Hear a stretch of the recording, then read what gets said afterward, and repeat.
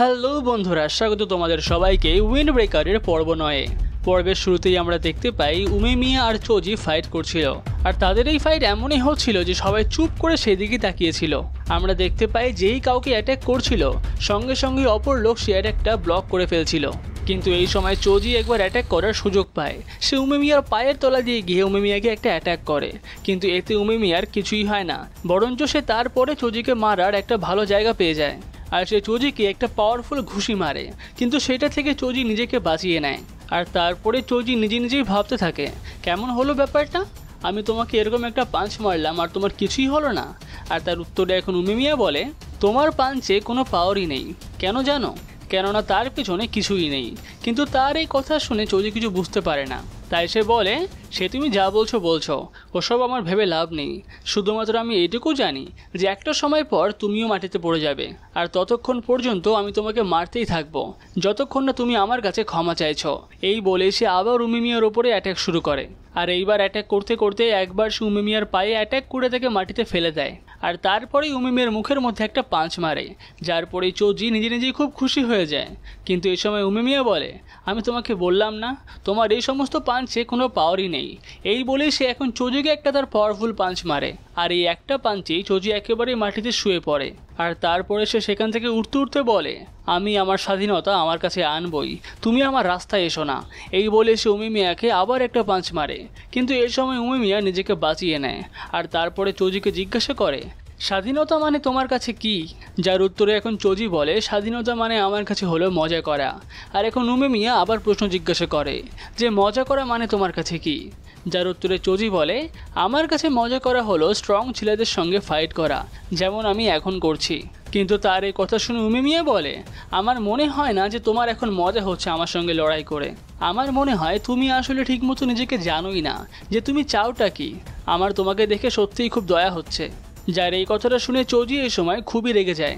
সে সঙ্গে সঙ্গে উমেমিয়াকে মারতে শুরু করে, কিন্তু উমেমিয়া এই সময় বলে, আমার তো আরও বেশি দয়া হচ্ছে তোমার টিমের ছেলেদের প্রতি, কেননা ওরা তোমার মতো একটা লিডার পেয়েছে।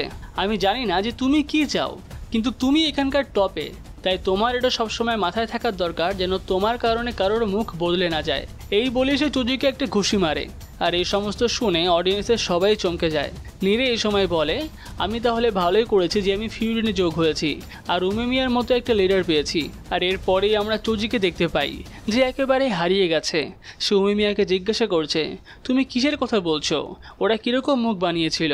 আর এরপরেই চোজির মনে পড়ে যে একটা সময় সবাই হাসি খুশি থাকতো, আর সেইটা খুব একটা পুরনো কথাও নয়, কিন্তু এখন আর সেরকম নেই। এই সমস্ত ভাবতে ভাবতে চোজির মাথা খারাপ হয়ে যায়, আর সে জোরে জোরে চেঁচিয়ে বলে, চুপ করো তুমি, আমার এইসবের কিচ্ছু দরকার নেই। উমেমিয়া, আমার তোমাকেও দরকার নেই, আমার কিচ্ছুর দরকার নেই। আর এরপরেই আমরা দেখতে পাই চোজি ভেতরেই ভাবতে থাকে, এই দুনিয়াটা কেমন যেন কালো, কেমন যেন ডার্ক হয়ে গেছে। আমার মনটা পুরো মরুভূমি হয়ে গেছে, এখানে আর কিচ্ছু নেই, আমার আর কিছুর দরকারও নেই। আর এই সমস্ত ভাবতে ভাবতে সে এখন চিল্লাতে থাকে। আর এরপরে সে উমেমিয়ার ওপরে আরও পাওয়ারের সঙ্গে অ্যাটাক করে, আর উমেমিয়া এই সময় মাটিতে পড়ে যায়। আর চোজি তার ওপরে উঠে থেকে লাগাতার ঘুষি মারতে থাকে। উমেমিয়ার মুখ দিয়ে এই সময় রক্ত বেরোতে শুরু হয়। সবাই এই সময় দেখে ভাবে যে উমেমিয়া আদৌ বাঁচবে তো। আর সাকুরা এখন উঠে দাঁড়িয়ে পড়ে আর বলে, এই কি হলো তোমার? তুমি যে আমাকে বললে তোমার জেতার চান্স 100%, তাহলে এখন তুমি এগুলো কি করছো? যার এই কথা শুনে এই সময় কিয়োতারু বলে, চুপ করে বসো তুমি, দেখতে থাকো কি হয়। আর এদিকে আমরা দেখতে পাই যে চোজি উমেমিয়াকে লাগাতার ঘুষি মারতেই থাকে। কিন্তু এই সময় উমেমিয়া বলে, চোজি, আমি তোমার সঙ্গে এরকম করতে চাইনি। যেই কথা শুনে চোজি এই সময় আরও রেগে যায়, আর সে উমেমিয়াকে আরও মারতে থাকে। আর তারপরেই উমেমিয়ার গলায় কামড়ে ধরে। কিন্তু এই সময়ে উমেমিয়া বলে, ঠিক আছে, কোনো ব্যাপার না চোজি। কিন্তু চোজি এই সময় থেকে মারতেই উঠে পড়ে আর বলে, তোমার এই সমস্ত কথার আমি কিছুই বুঝতে পারছি না। আর এই সময় উমেমিয়া বলে, তোমার মনে আছে যখন এর আগে ফিউরিনের সঙ্গে সিস্টোরিনের ফাইট হয়েছিল? আর ফাইটের শেষে আমরা বুঝতে পারি যে এটা পুরোপুরিভাবেই ভুল বোঝাবুঝি। আর এই সময়ই আমরা পুরনো ফাইটের কিছু সিন দেখতে পাই, যেই সময় সিস্টোরিনের সবাই চলে যাচ্ছিল, আর সবাই চোজিকে বলছিল, তুমি আজকে আমাদেরকে বাঁচিয়ে নিলে, তুমি না থাকলে হয়তো আমরা বাঁচতামই না। আর চোজিও এগুলো শুনে খুবই খুশি হয়। আর তারপরে উমেমিয়াকেও বলে, আজকে ভালোই মজা হলো, এরকম ফাইট না হয় আমরা আরও একবার করব। আর এই সমস্ত কথা মনে করিয়েই উমেমিয়া চোজিকে বলে, তখন তোমার পাঞ্চে পাওয়ার ছিল এখনকার থেকে অনেক বেশি। তোমার মনে পড়ে যে তখন তোমার পিছনে কারা ছিল, কে ছিল? কিন্তু এই সমস্ত শোনার পরেও চোজি উমে মিয়াকে বলে, সরো আমার থেকে, তুমি আমার কাছেই থেকো না। কিন্তু এখনও উমে মিয়া চোজির কাঁধে হাত দেয় আর তাকে জিজ্ঞাসা করে, তুমি দেখতে পারছো তখন তোমার পিছনে কারা ছিল? আর এখন যখন তুমি সিস্টোরিনের টপ হয়ে গেছো তোমাকে ওই রকমই হতে হবে। এই বলেই উমে মিয়া চোজির মাথায় তার মাথা দিয়ে মারে আর তাকে বলে, ভালো করে মনে করো। আর চোজি এই সময় পড়তে থাকে আর সে ভাবতে থাকে সবার মুখের কথা।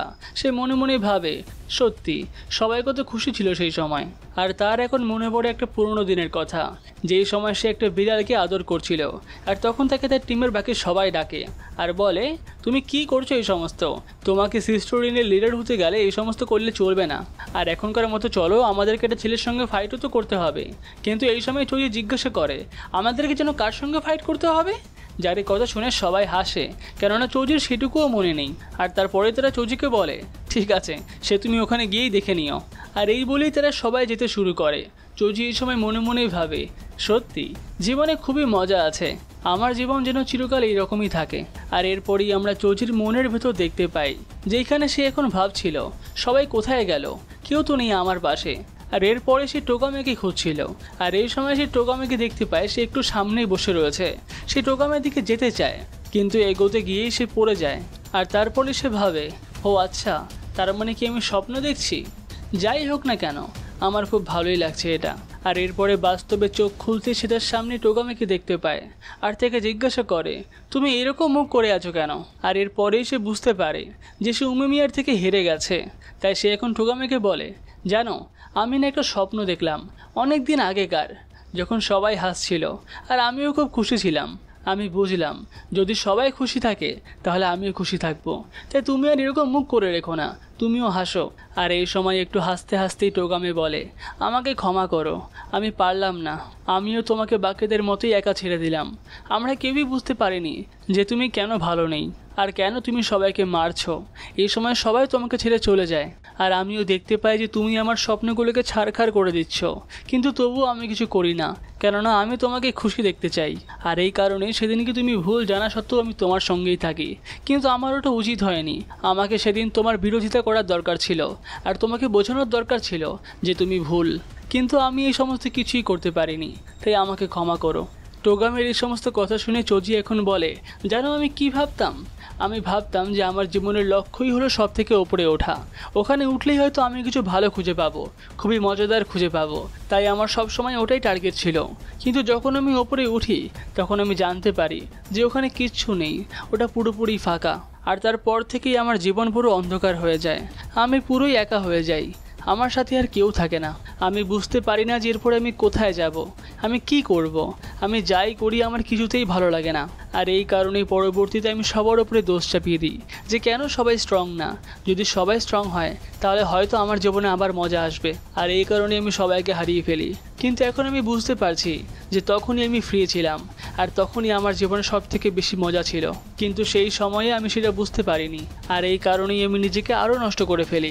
কিন্তু উমে মিয়া আমাকে এখন বলে, আমার এটা করা একদম ঠিক হয়নি, আমি তোমার থেকে সব হাসি কেড়ে নিয়েছি, এটা পুরোপুরি আমারই দোষ, আমাকে ক্ষমা করো টোগামে।